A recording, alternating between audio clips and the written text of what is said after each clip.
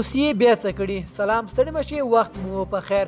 په AFG پلس چینل کې درته ښه راغلاست وایم.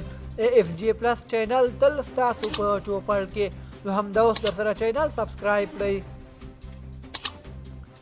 روسیه وایي چې د پوځي تخلي د ماموریت په ترڅ کې نور 200 تنه له افغانستان ایستلي دي.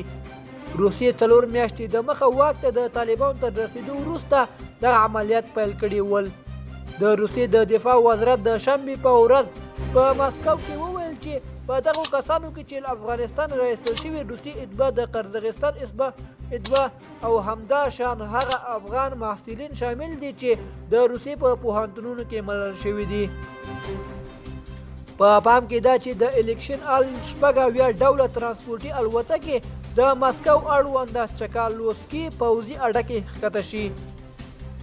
د اګست میاشتې له پای راهیسې د روسیې پوځ په ټوله کې 280 تنه له افغانستانه ایستلي دي.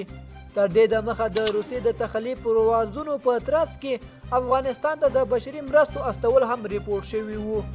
له هغه وخت راهیسې چې سخت دریځ طالبان واک ته رسیدلي دي، په افغانستان کې د ډیری خلکو لپاره وضعیت خراب شوی دی.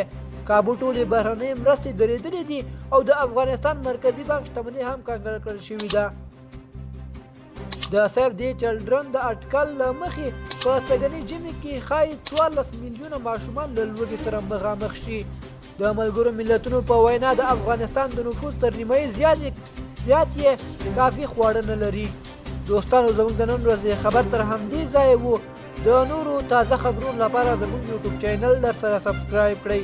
والسلام.